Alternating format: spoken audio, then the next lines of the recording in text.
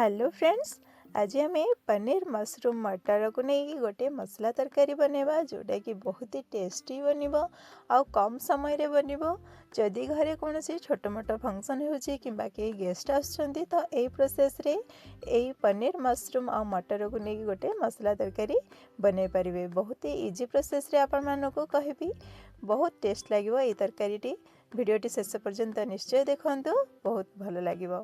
तो यही पनीर मटर मशरूम तरकारी बनवाई आम प्रथम मसला तैयारी करवा। मसला प्रथम आम ना टमाटो को आम टे सिझेदेवा। उपर छोट छोट कट लगे जद्वारा कि से जो तार चोपा गुड़ाक बाहर को सुविधा हम और 5 मिनिट में सिझेदेवा। टमाटो को सिझेवा बसैवा सहित ये मटर को भी आम 5 मिनिट में सिझेदेवा। से पानी आउ लुण टे देकी सिझेदेवा।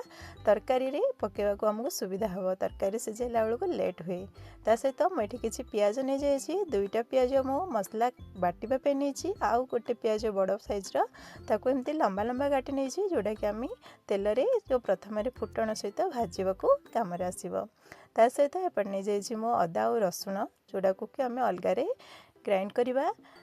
देखो ये टमाटो सिझी जाइए आ टमाटर चोपा गुड़ा काढ़ा भी बहुत सहज हो जदि एमती उपरे कट लगे देथिबा।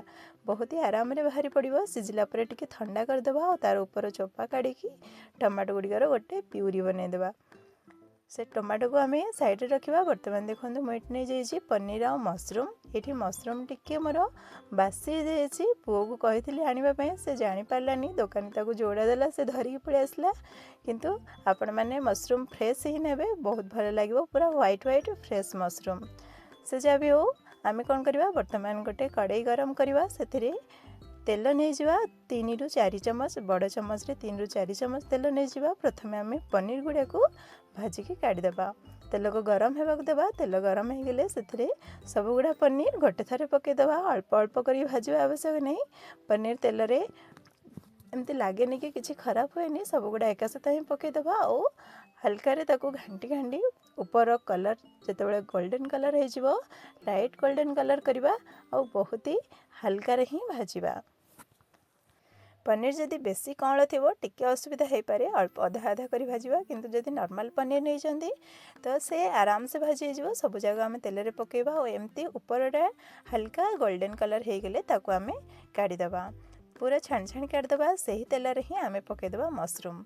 मशरूम को भी हाई फ्लेम रे भाजवा और मशरूम रो बहुत सारा पानी बाहरे, से पानी सुखिबा पर्यंत आम ताको हाई फ्लेम रे ही भाजवा और मशरूम को भी भाजिक आम बाहर करनवा।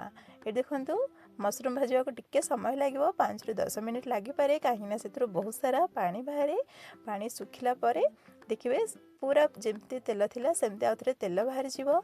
आमे कौन करवा ना तेल को आमे अलगा करबा पई मशरूम गुडी को साइड करदेवा। देखो मुझे जमती करुची मशरूम गुडी को जेतले भाजी हे जीवो ताको आमे चारिआडे साइड करदेवा कड़ाईर। तो देखिए मझिरे तेल गुडा बाहरी जीवो, मशरूम गुड़ाक साइड रे रही। ये देखो सब गुड़ा तेल गुड़ा निगड़ी मझिरे सब तेल रही जाइए। आम साइड साइड पितपातिया चापिकी सब मशरूम गुड़ाक काढ़ीदेवा। ये प्रोसेस रे करेंगे तो कम तेल सर आ मझिरे बहुत सारा तेल रही भी जीव। एमती चापी चापिकी आम सब आड़ मशरूम गुड़ाक काढ़ी नवा। मशरूम गुड़ा भल भाव भाजी हो जाए। से सब काढ़ी सारा पर से ही तेल रे ही जदि तेल कम लगुच आउ गोटे चमच तेल ऐड करेंगे। से ऐड करदेवा किसी गोटा मसला जमती कि तेजपत्र, अलैच, गोलमरिच, लवंग, बड़ अलैच, से जो फूल स्टार फूल, डालचीनी एतिकी अल्प अल्प गोटे 2टा नहीं कि आम फुटण करदेवा। और से पकड़ा गोटे चमच जीरा। जीरा फुटीगले पियाज जो आम लंबा लंबा काटिक रखिले से पियाज को भी देवा और पियाज को ब्राउन होगा पर्यंत भाजवा।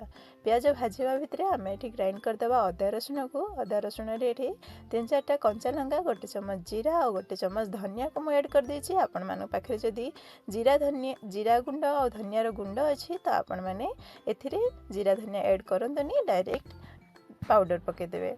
तो ये मुझे ग्राइंड कर देछि अदा रसुण और जीरा धनिया कंचा लंकार पेस्ट ताको आम से पियाज रे देदेवा और से तेल रे ही प्रथम या भाजी नवा। पूरा 50% भाजी हो सारा पर आम ए ऐड करवा पियाज पेस्ट। प्रथम आम अदा रसुण पेस्ट को भल भाव भाजी नवा। पूरा भाजी सुखेवा आवश्यक नहीं। 50% भाजी सारा पर रसुणर कंचा बास्ना चलीगला से आम ऐड करदेवा पियाजर पेस्ट।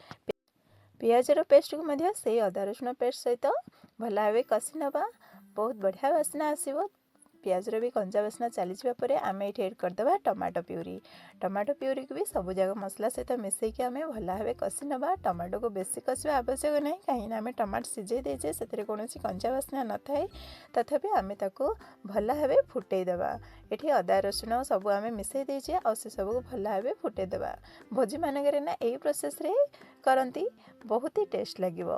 ତା ସହିତ ଆମେ ଏଠି ଏଡ଼୍ କରିଦେବା ହଳଦୀ ଗୁଣ୍ଡ ଆଉ ଲଙ୍କାଗୁଣ୍ଡ। ଲଙ୍କାଗୁଣ୍ଡ ଏଠି ମୁଁ କାଶ୍ମୀରୀ ରେଡ଼୍ ଚିଲି ପାଉଡ଼ର ନେଇଛି। ଆପଣ ଯଦି ଅଧିକ ରାଗ ଖାଉଥାନ୍ତି ତ ଦେଗୀ ମିର୍ଚି ବା କୌଣସି ନର୍ମାଲ ଲଙ୍କାଗୁଣ୍ଡ ନେଇପାରିବେ। ସେ ଲଙ୍କାଗୁଣ୍ଡ ଆଉ ହଳଦୀ ଗୁଣ୍ଡକୁ ମଧ୍ୟ ସେଇ ମସଲାରେ ଭଲ ଭାବେ କଷି ନେବା। ସବୁଗୁଡ଼ା ମସଲାକୁ ଭଲ ଭାବେ ଭାଜି ନେବା ହାଇ ଫ୍ଲେମ୍ରେ। ସେ ସବୁ ଯେତେ ଭାଜି ହେବ ନା ଟେଷ୍ଟ ବହୁତ ବଢ଼ିଆ ଲାଗିବ। ହାଇ ଫ୍ଲେମ୍ ହେଉ କିମ୍ବା ମିଡ଼ିୟମ୍ ଫ୍ଲେମ୍ରେ ଆପଣ ଯଦି ଜଗିକି ରହୁଛନ୍ତି ତ ଭାଜି ପାରିବେ। ସେସବୁ ଭାଜି ସାରିବା ପରେ ଏଥିରେ ଏଡ଼୍ କରିଦେବା ଆମେ ମଟର, ପନିର ଆଉ ଛତୁ। ଆମେ ସବୁ ତ ଅଲଗାରେ ସିଝେଇକି ଭାଜିକି ରଖିଥିଲେ, ସେସବୁ ଏଡ଼୍ କରିଦେବା। ମୁଁ ଜାଣିନି କେମିତି ଭିଡ଼ିଓରୁ କଟିଯାଇଛି ମୁଁ ଏଡ଼୍ କରିବାଟା, କିନ୍ତୁ ସେସବୁ ଏଥିରେ ମୁଁ ଏଡ଼୍ କରିଦେଇଛି ସିଝି ଯାଇଥିବା ମଟର, ପନିର ଆଉ ଛତୁ। ତା ସହିତ ଏଠି ମୁଁ ଗୋଟେ ସିଝା ଆଳୁ ଥିଲା ମୋ ପାଖରେ, ମୁଁ ସେଥିପାଇଁ ଏଡ଼୍ କରିଦେଇଛି। ଆପଣ ଚାହିଁଲେ ଏଠୁ ଆଳୁ ବି ସ୍କିପ୍ କରିପାରିବେ। ଗୋଟେ ବଡ଼ ସାଇଜ୍ର ଗୋଟେ ଆଳୁର ସିଝା ଆଳୁ ଥିଲା, ତାକୁ ମୁଁ ଛୋଟ ଛୋଟ କାଟିକି ଏଥିରେ ଏଡ଼୍ କରିଦେଇଛି। ଆମର ମସଲା ତରକାରୀଟି ପୁରା ଭାବେ କଷି ହେଇଯାଇଛି। ବର୍ତ୍ତମାନ ଏଥିରେ ପାଣି ଦେବା। ପାଣି ଏଇଠି ଆମେ ଗରମ ପାଣି ୟୁଜ୍ କରିବା। ବହୁତ ଭଲ ଟେଷ୍ଟ ରହିବ ଗରମ ପାଣି ଦେଲେ। ଯେତିକି ଆମକୁ ଝୋଳ ଦରକାର ତା ଅନୁସାରେ ଆମେ ଗରମ ପାଣି ଦେବା। ଥଣ୍ଡା ପାଣି ଦେବାନି, ଗରମ ପାଣି ହିଁ ଦେବା ଆଉ ତାକୁ ଭଲ ଭାବେ ଗୋଳେଇ ନେବା। ଗରମ ପାଣି ଦେଲେ ତରକାରୀର ଟେଷ୍ଟ ଠିକ୍ ରୁହେ। ବର୍ତ୍ତମାନ ଦେଇଦେବା ସେଥିରେ ଲୁଣ। ଲୁଣ ମୁଁ ଏପର୍ଯ୍ୟନ୍ତ ଦେଇନଥିଲି, ଆପଣ ଏ ସମୟରେ ଲୁଣ ଏଡ଼୍ କରିପାରିବେ ଆଉ କ୍ୱାଣ୍ଟିଟି ଦେଖିକି ସ୍ୱାଦ ଅନୁସାରେ ଲୁଣ ଏଡ଼୍ କରିବେ। ସବୁଗୁଡ଼ାକୁ ଭଲ ଭାବେ ମିଶାଇ ନେବା ଆଉ ଆକୁ 10ରୁ 15 ମିନିଟ୍ ପର୍ଯ୍ୟନ୍ତ ଫୁଟିବାକୁ ଦେବା।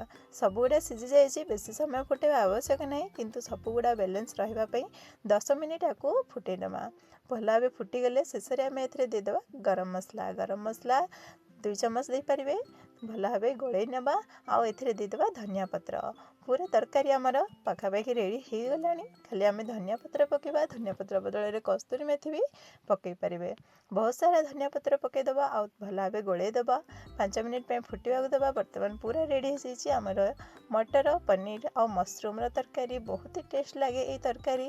ଯେକୌଣସି ଫଙ୍କସନ୍ କିମ୍ବା ଛୋଟ ପିଲାମାନଙ୍କ ବର୍ଥଡ଼େ ଫଙ୍କସନ୍ ହେଉ କିମ୍ବା ଘରକୁ ଯଦି କେହି ଗେଷ୍ଟ ଆସନ୍ତି, କ'ଣ ବନେଇବେ, ପନିର ବନେଇବେ ନା ଛତୁ ବନେଇବେ, କନଫ୍ୟୁଜ୍ ଅଛନ୍ତି ତ ଏମିତି ମିଶାଇକି ମିକ୍ସ ତରକାରୀ ବନେଇ ପାରିବେ। ବହୁତ ହି ଟେଷ୍ଟି ବନିବ।